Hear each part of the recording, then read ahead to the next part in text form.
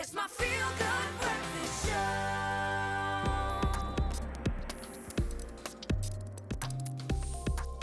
Yes, welcome back. You're live with Expresso. Not only does that music inspire you to do the robot, you know it means only one thing. Time for our Tech Daily Update.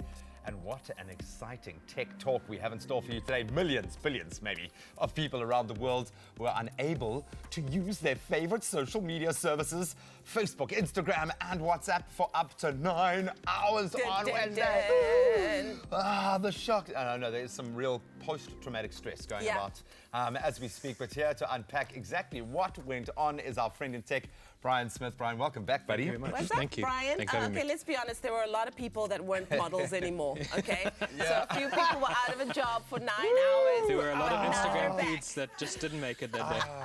But now they're back. What exactly caused the outage? So that's a particularly interesting question. It's now one of a number of different outages that Facebook and its associated services have had over the past couple of months.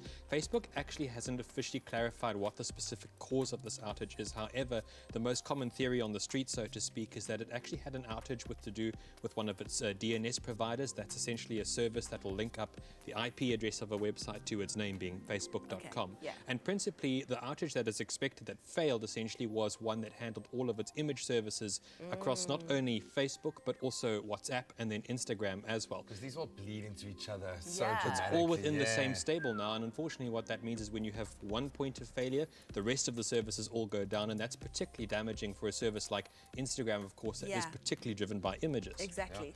So you're saying like a 12-year-old Russian hacker? That's what you're saying? That's what We I don't got out know of that yet. That's what Anything's possible.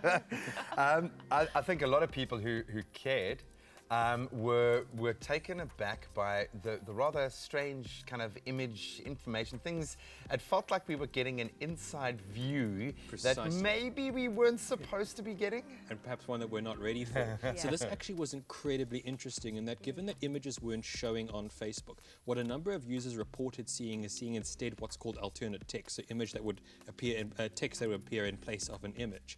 And what they reported seeing was actually an artificial intelligence system trying to classify what you might have seen in that image in its place. Wow. So for example, it might have said male potentially with beard, or if it was a pet, it might have identified you had a dog, what breed, what cat. And that's something that we actually haven't heard from Facebook is an official feature thus far. We obviously know it uses artificial intelligence to tag your photos of friends and family, for example. But what we didn't know is that it can actually categorize precisely what's in your image with such a degree of accuracy. And it's a really interesting look behind what can be called the Iron Curtain of Facebook. Yeah.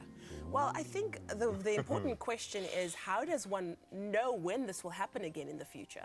So that's sort of the big question in the room, right? If we consider it's not just Facebook we have to worry about, there are a variety of online services we might use, and then we might even have our own websites or media that we need to worry about whether it's up or down.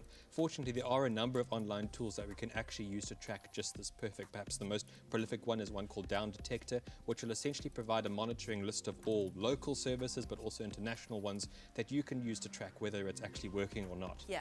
So you just got to use data and like MMS. Someone, how do you get a picture into someone? True story. Yeah, but I mean, I know I make light of it, but a lot of people are influencers earning their money from that, companies that do exist purely in that social media space. So the repercussions can be massive. 9 hours of productivity lost is a big, big slice. Really interesting stuff, Brian. Thank you, man. Thank you very much. Thank you so much, Brian. Of course, that is our wrap of tech news for today. The world of tech news, never a dull moment.